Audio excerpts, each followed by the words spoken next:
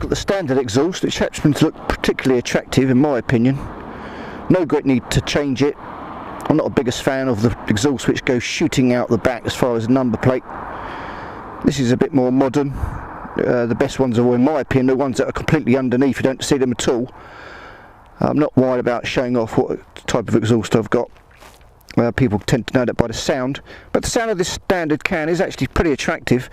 As it goes into the higher rev band, it really starts to wail. Absolute screamer.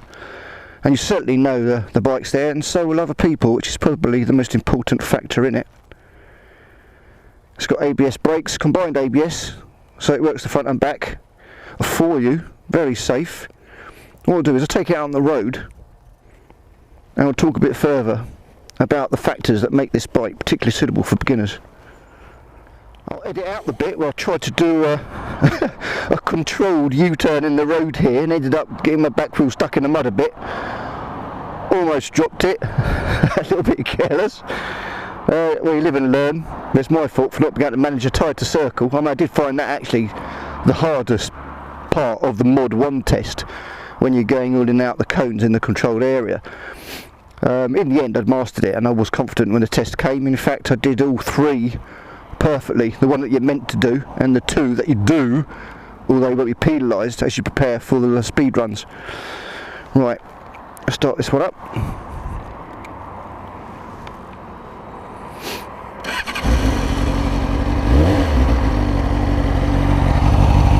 There she blows.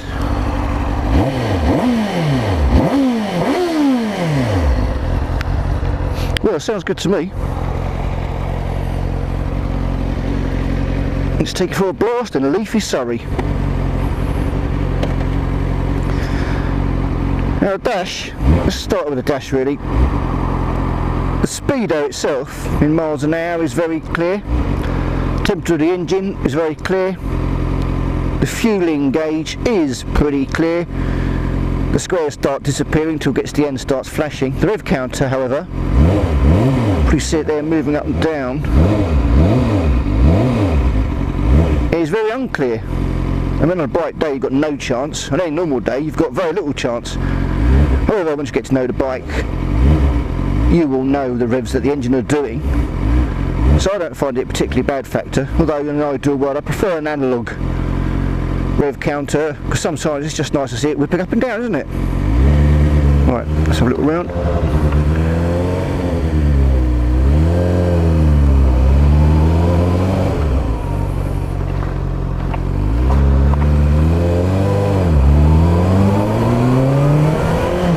One thing immediately noticeable about this bike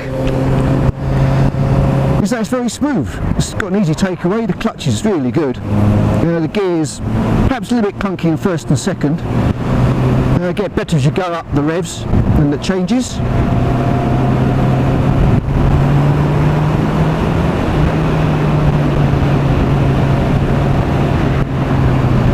The steering is very neutral.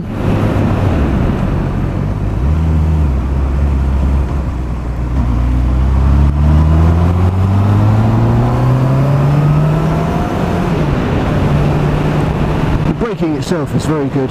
It's just balanced for people who aren't racers really. It's perfect for the road. It'll stop very nicely. You want no real fear of it throwing you off.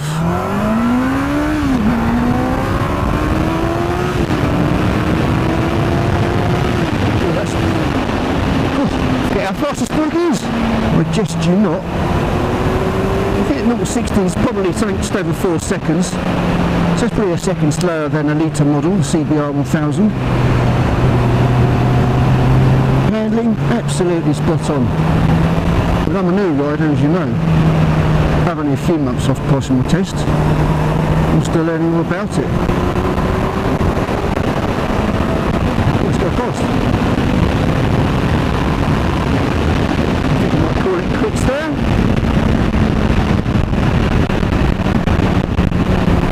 I'm going to take the piece.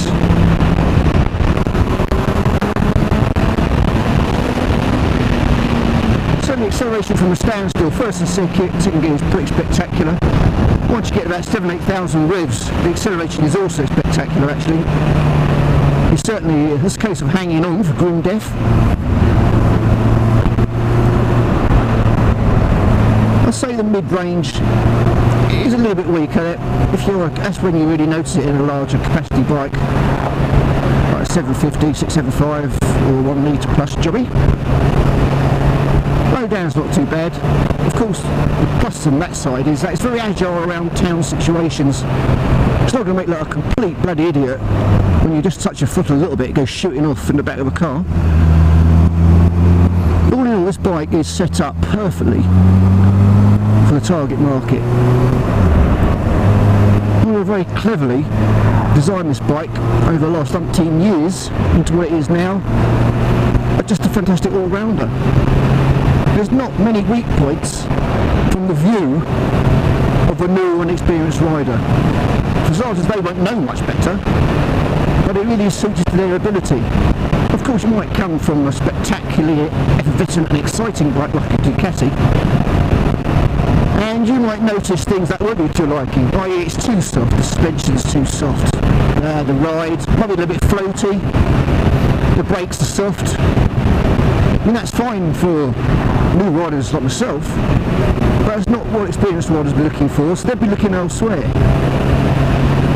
But if you're anything from a new rider up to the rider in the first year perhaps, maybe more, or in fact even if you're a 1 litre rider who's decided he's had enough of that all along for griff death situation, decides to just pull back a little bit, go back to enjoying biking, because they'll be in full control of this bike, and they'll just enjoy it because you can use the power on the road. You just can't use the 1 litre bike's power on the road.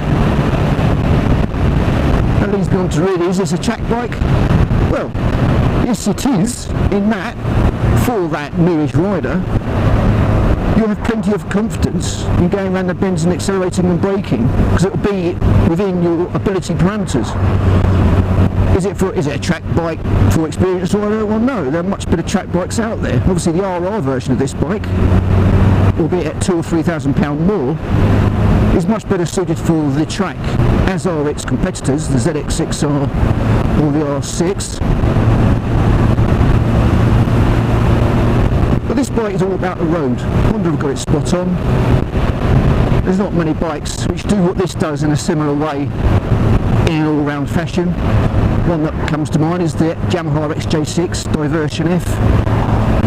Similar looking with the fairing, but that's a little bit down on power, probably about 25 odd horsepower down, and it is noticeable throughout the ranges. In fact, the XJ6, the non-fairing version, the naked version, was the one I in fact learnt on during my DAS. I thought it was a fantastic bike, and I was going to get it. In fact, I was looking at getting it. I went down quite far. Oh, wet road, don't panic. I went quite far down the road of looking at getting it actually, but reading on loads of online reviews, I thought, no, I'm just going to go out of it. This is immediately why I dismissed 300 straight away. I knew, given my personality, this is the right bike.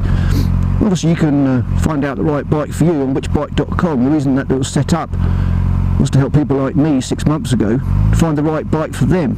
About calculators, a bit of a laugh, but it does work. There's all friendly advice on the forum. What it does, it brings YouTube, biking videos, comparisons, a community forum, all together in one place.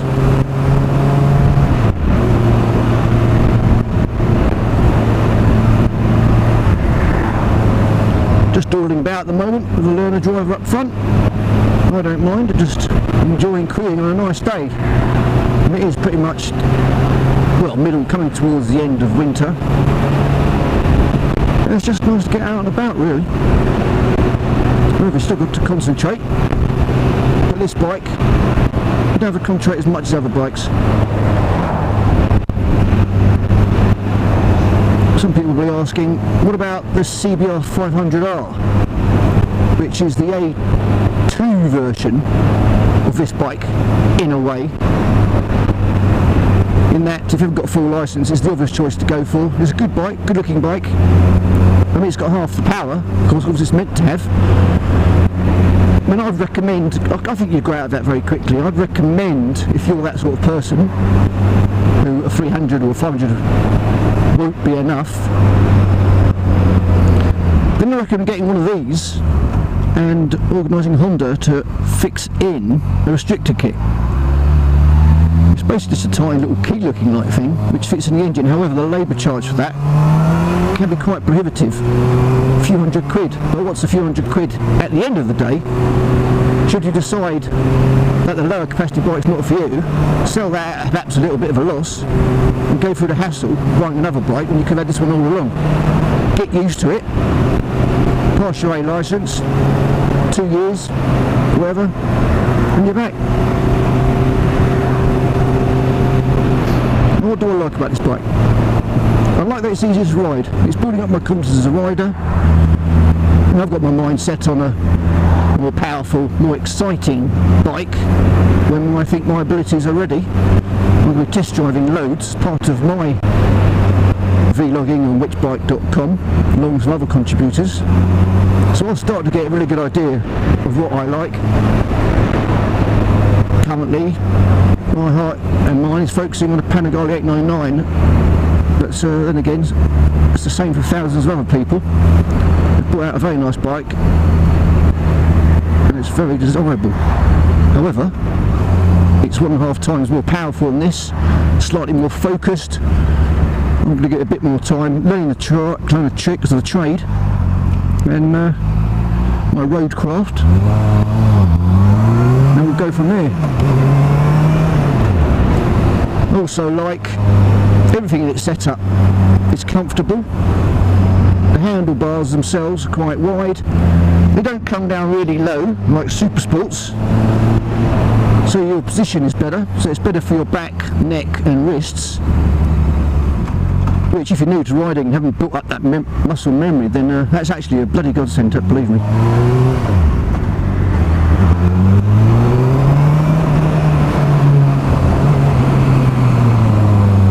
As I said, these brakes, acceleration, very friendly.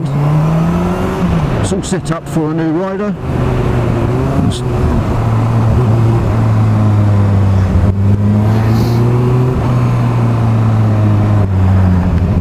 What don't I like about it?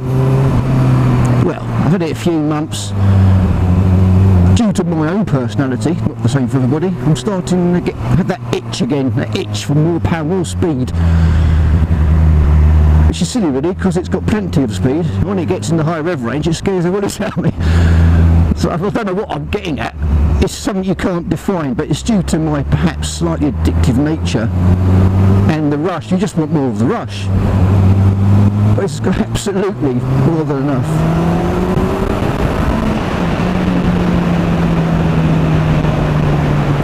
Don't like the fact it's got a centre stand. I've got a little Honda P6 125 scooter. That's got a centre stand. I love it. Every time I look back when I park this bike up, it's thinking, oh god, I need some drunken idiot to push that over. This just doesn't look safe. The weight of this bike on a little bit of metal. Every time I look at it, it freaks me out.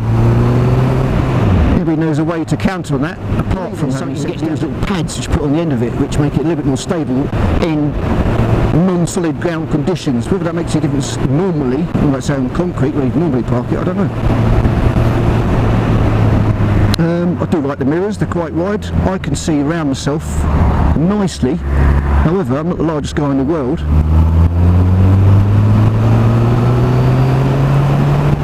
I don't like the fact the salesman told me that you couldn't have heated grips. Apparently that's bollocks, you can. Because I've done with those for the winter.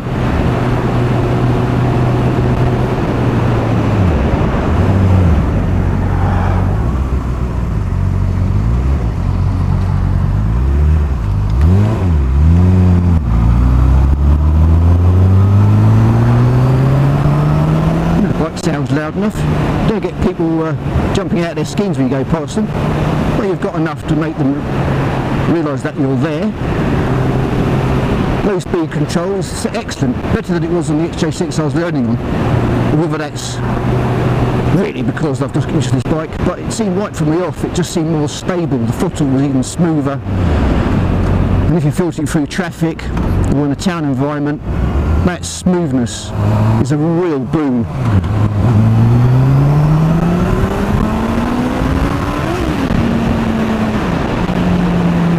30.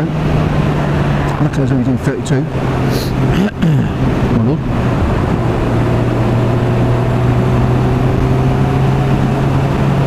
I tell you what, it's a bloody heavy bike when you're wheeling it around. Christ, I've laid it down twice, basically just by trying to manoeuvre it. It goes past a certain point, and you can't hold on to the fucker. You tried for about 5 seconds in vain, because there's people around. Please come back up. And it just reaches this tipping point, and there's nothing you can do about it. You can be the world's strongest man, I don't think you'd be able to resurrect it at that point. It's going down, so just let it down gently, and then you've got to work out how to get it back up again. Now when I've done it, I've had someone else luckily on hand who can help me get it back up. That was a technique where you sit back against it and you come up so your back's to the bike. I haven't tried it, I've only done it twice, and it is bloody embarrassing. Look, a right fucking noob. Right, where the fuck am I? Don't know. I've been talking so much, I haven't been concentrating. Let's go this way.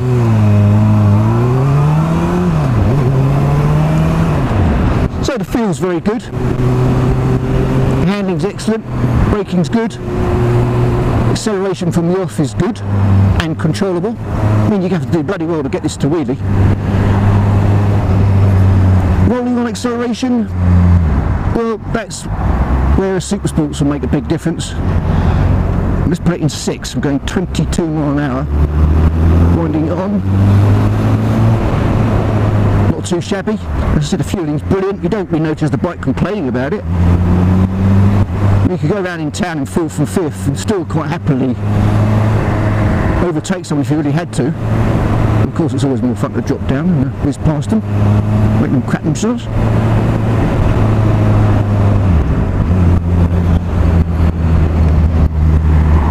Oh no, a great setup. I do highly recommend this bike. Alright, I think I've been down here before, but from the other direction.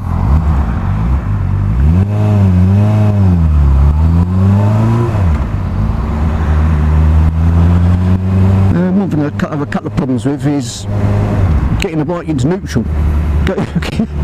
Sometimes getting it straight away, other times you flick it up from 1st to 2nd and it won't just go in the middle. I think that's probably sort of with a lot of bikes, and it does make me laugh. I think that actually is just part of the biking experience.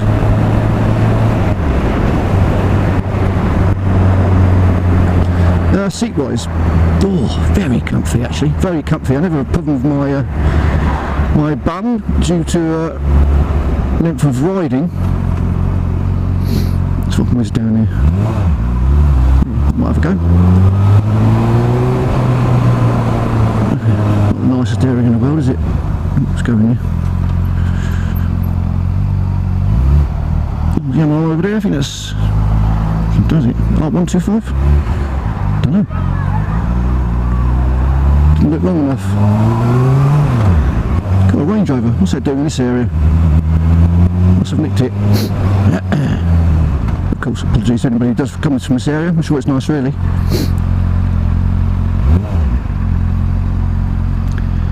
Yeah, I'll put it neutral now. Make myself look a right tit.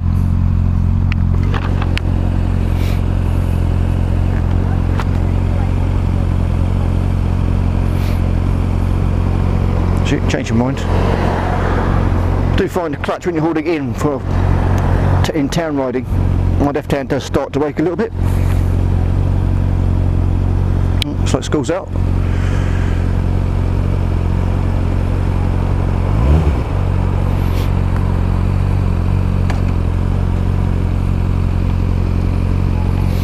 Right, ladies. Yep, no rings, single parents. Anyway, enough of my problems. Positives about buying this bike as well. Honda, very good usually, in my experience. They're helpful, the servicing's good, the cost is good, intervals are quite good. They're always there for maintenance, and probably more importantly, as compared to an Aprilia or Ducati, there's dealers all over the shop, which is great, because you've always got a chance of taking it somewhere close to you and getting it sorted out Also, there'll be a humongous amount of parts on the aftermarket for these bikes.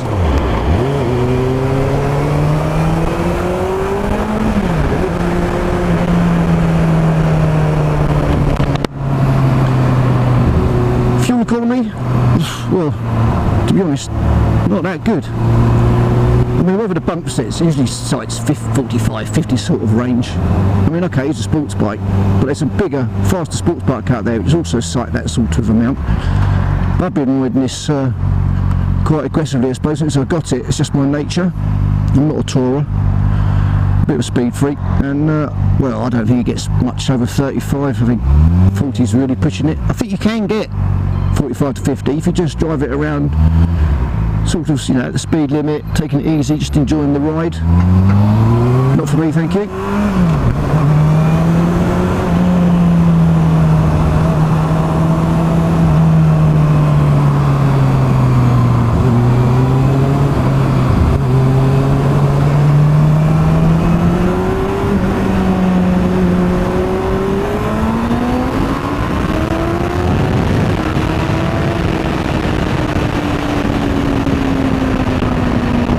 Cobwebs out.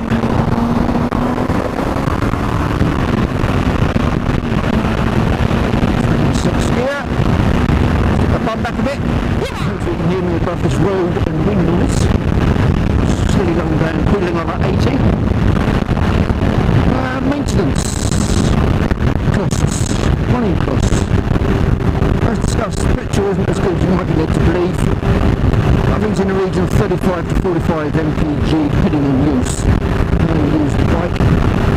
Servicing, I had one service, came in at £180 and that was the normal service.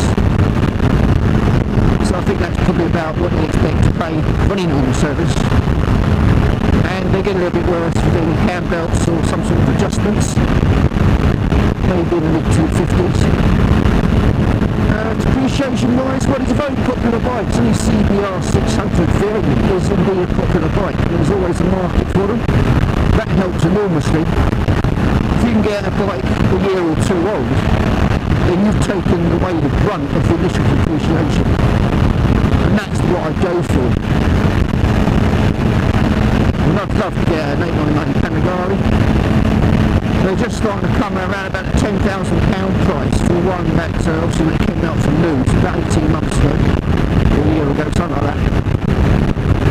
So if it drops down to my level, 500 quid, then that's when I'll make my move. Because the benefit of being a newer bike is the warranty, but you can take it to the original dealers and get them warranted up, or go to a third party warranty. I can't speak to if they're worth it or not, because they're always trying to catch you out. It's like insurance. Insurance is actually not too bad on this. It's significantly below a litre bike, or the RR version. Obviously not going to be too friendly, people under 25 I imagine.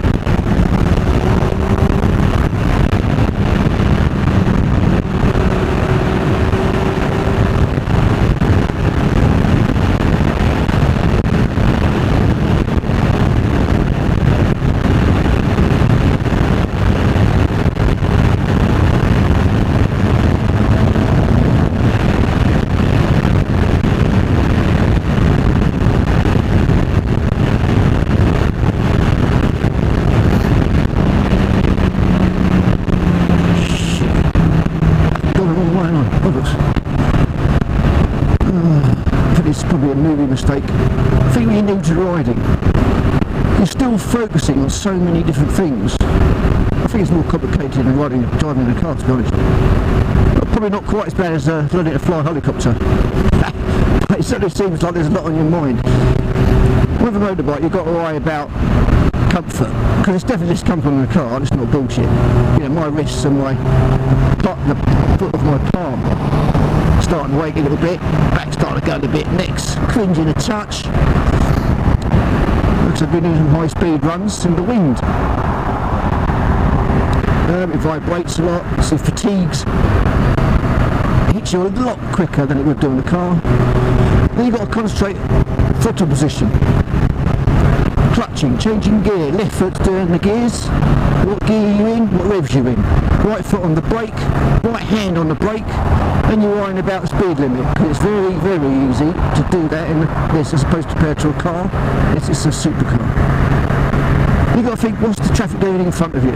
Is that bloke going to pull out? Is he going to suddenly jam his brakes on? What's my escape plan? Can I go left? Can I go right? Can I go brake? Can I accelerate?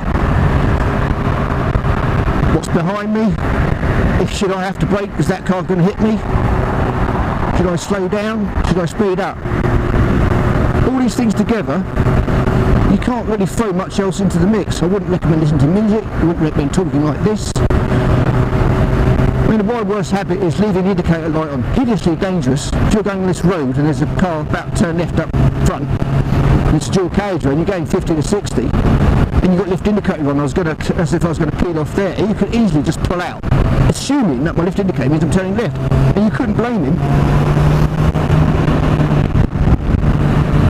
Maybe because it's just too many things for me to think about. Maybe it's just something you get better with. Some people probably get it straight away. Some people could probably have years of it. But it takes that one mistake and you're in serious trouble. I mean, funny enough, on the scooter, my PCX125, I never leave it on, although it's exactly the same setup as this. Well, except the fact the indicator and the horns slightly different positions and often beat people, which is fucking embarrassing. Hi, sorry. But I never leave it on the PCX. I've never got to the bottom of why that is. Doesn't make any sense. I think because of what I was saying, it's because you've got less to think about. It's a twist and go. It's so much easier to ride. I mean, of course, as I go along, I do the old spamming technique, which means I just hit it anyway. But then I often find myself looking down like that to make sure I'm hitting the right button, which is a newbie mistake. You take your eyes off the road. Now, these are all things that will get better as I get better.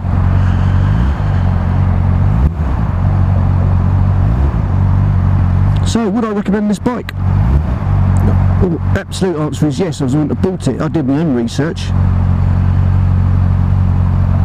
It's perfect for new riders, for the first bike.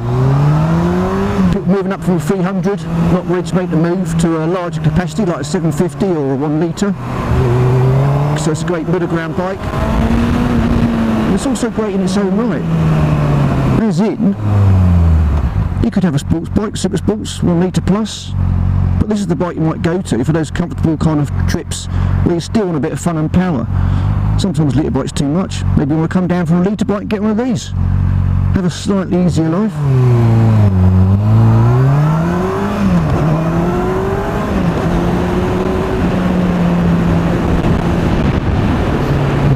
Be a bit careful here. There's quite a few police cars amongst this particular town. God, I can't finish that much. Fuck off. What a knob. I mean, that back position, that cannot be good for him. Maybe I'll just stop and give him some cycling tips.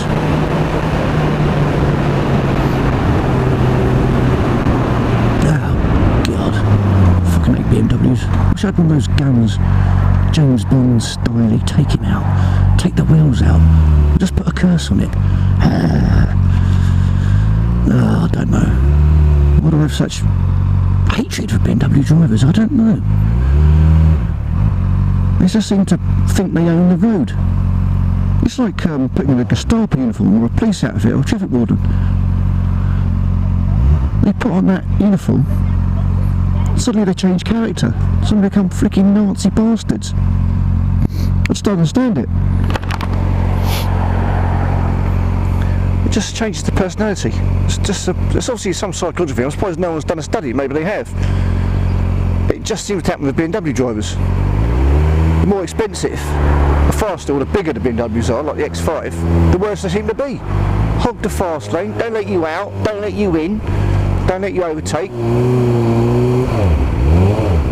I mean, oh dear, just kill them all, shoot them all, should be punishable by death. As you can tell, I've never actually owned one. Would it put me off getting a S1000 RR or a HP Source? Well, I don't know. Well, I've mentioned BMWs to experienced riders and they all say actually they're not very well made, unlike the cars.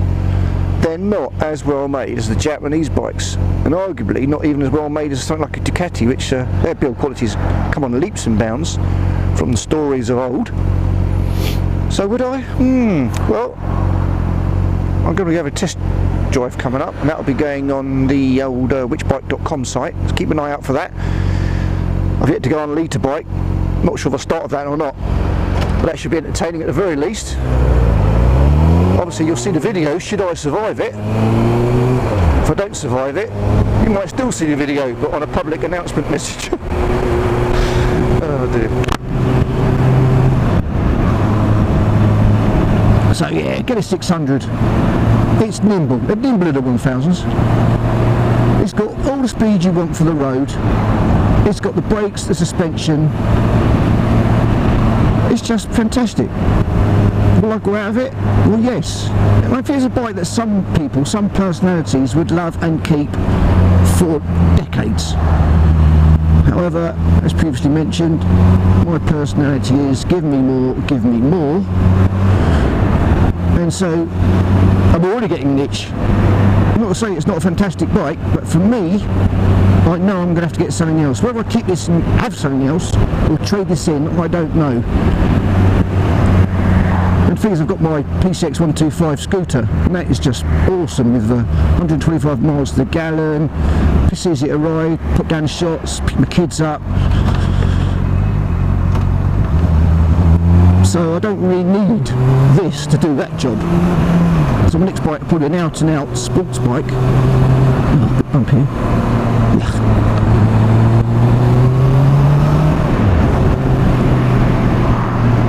If I got an out and out sports bike, and I don't really need this and the PCX, it's a little bit hard to justify. I can have a sports bike, a proper touring bike, a track bike and a PCX, but I just fear this wouldn't come into it. And if I had this and a Gixxer 750 or a Panigale or this 1000 and they're both next to each other, will I really ever pick up the keys to this? That's what you've got to think about.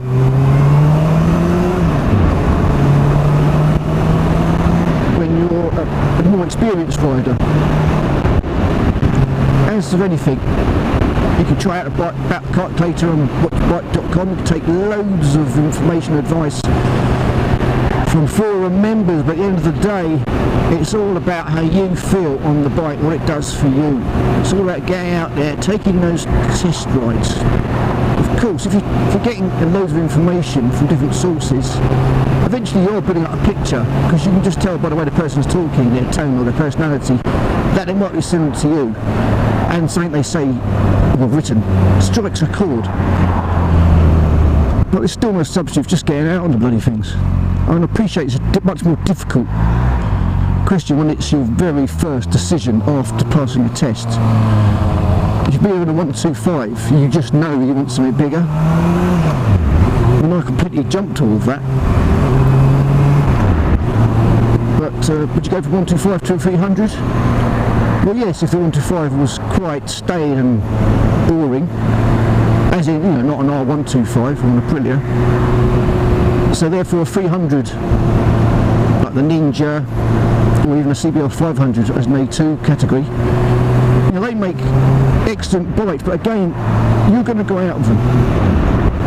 You're less likely to go out of this.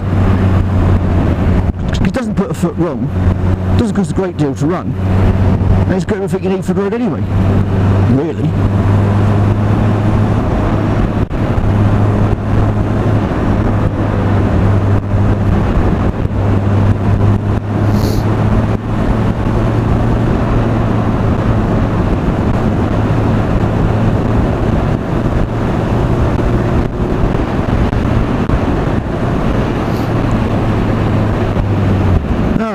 Roadworks, all over the place.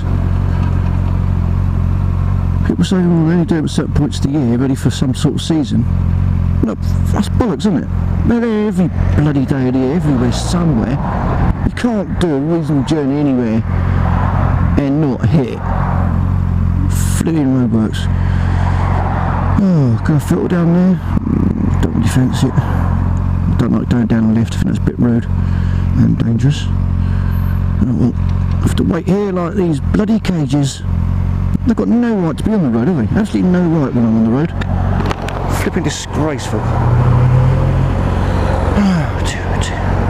Right. Oh, look at that. In neutral first time. Have it. I say it happens more often than not, but sometimes I'm there like playing some sort of ping pong, going backwards and forwards. Takes like 5, 6 or 7 attempts. Oh dear. Luckily probably no one else around knows what I'm doing. So that's the main thing. The other thing that always winds me up is when you've been in the queue for ages. Oh, look at that, he done onesie, bastard, I'm having him. When you're in a queue for ages, you go and pull away, you must when you're most likely to stall the bastard, isn't it? Or especially with a lot of people behind you. Right, I'll call it a day. This was Abe from whichbike.com. Please subscribe, like and visit whichbike.com and help other riders out with their bike riding decisions.